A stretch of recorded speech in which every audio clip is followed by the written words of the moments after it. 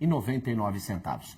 Para nos ajudar a entender o que esperar dos próximos dias e como o cenário externo pode impactar o seu bolso, o Pré-Market conversa agora com o professor de Economia da UNB e doutor em Economia da Indústria e da Tecnologia, José Luiz Oreiro.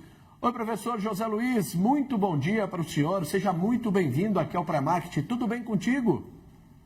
Bom dia, está tudo tranquilo. Bom dia a todos e todas que estão nos assistindo nesse momento. Professor, nosso analista Rodrigo Loureiro também vai participar deste nosso bate-papo.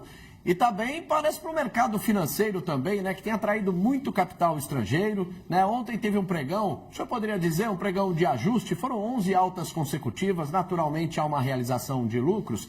E a gente viu até um relatório, né, do Bank of America, que mostra aí que o investidor estrangeiro está confortável em posicionar os seus investimentos em ativos brasileiros. É isso mesmo? O que faz hoje o estrangeiro entrar forte com o seu capital aqui no Brasil, professor? E eu quero saber também do professor se ele acha que a Bolsa hoje bate os 200 mil, viu? Isso é boa.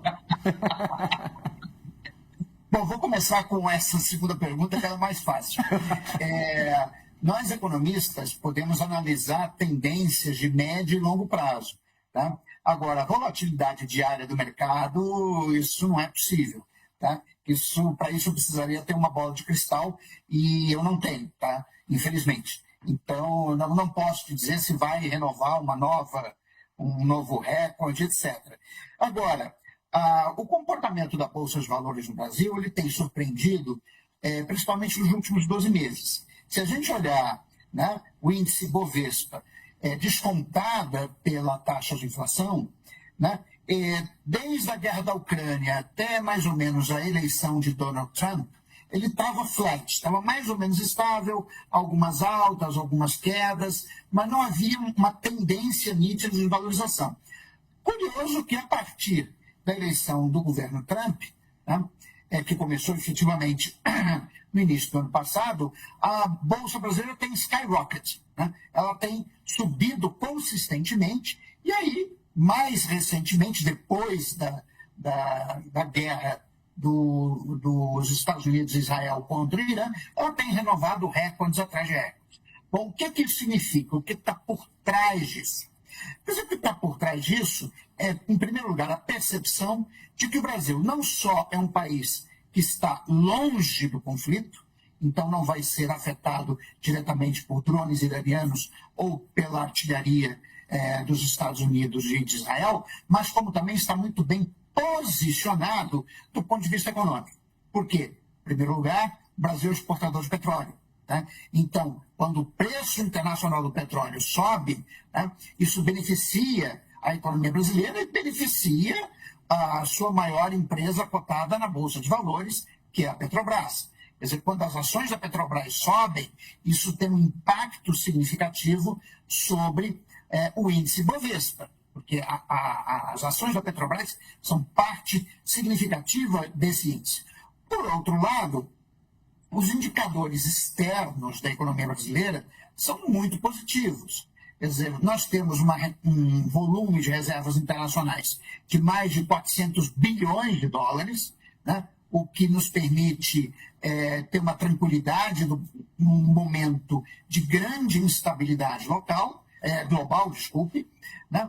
E o Brasil é um país estável politicamente, é um país que, embora não esteja apresentando nenhum espetáculo de crescimento, para usar a expressão que o ex-presidente Lula tinha usado no seu segundo mandato, entre 2006 e 2010, mas ele apresenta taxas consistentes de crescimento econômico, uma taxa de desemprego baixa, uma inflação que está sob controle, né? Inclusive para padrões históricos da economia brasileira dos últimos 25 anos, nós estamos com uma inflação relativamente baixa.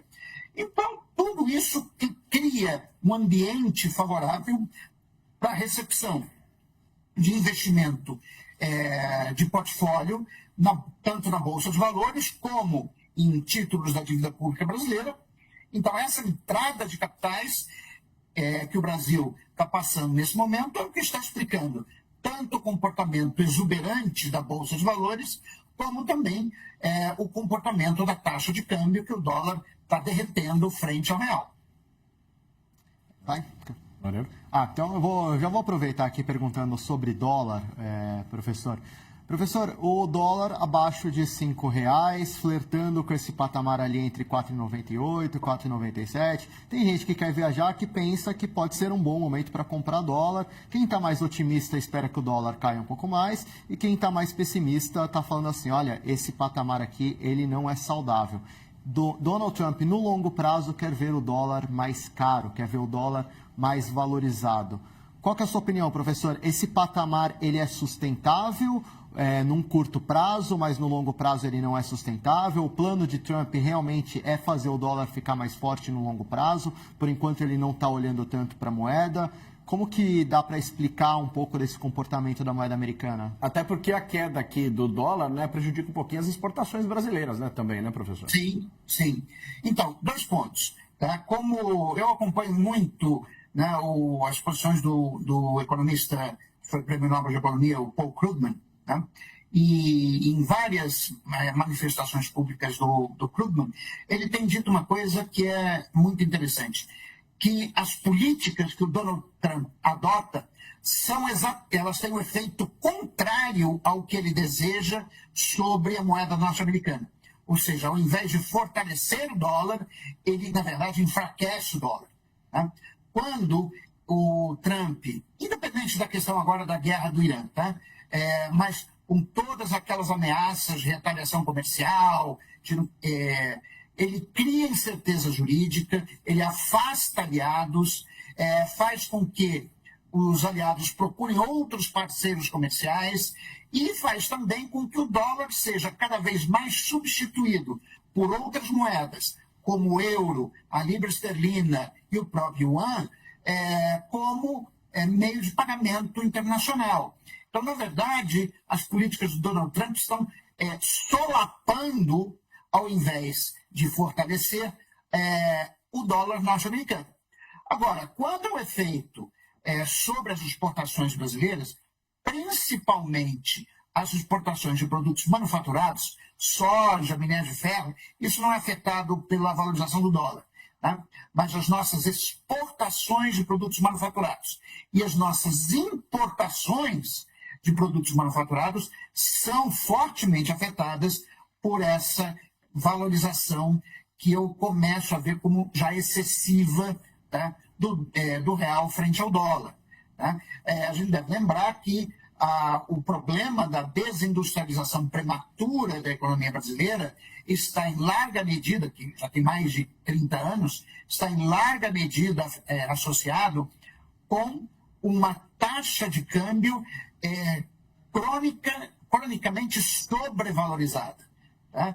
Então, assim, uma taxa de câmbio dólar real abaixo de 5 não me parece saudável do ponto de vista da performance da indústria brasileira e nem das nossas exportações de produtos mais complexos e sofisticados que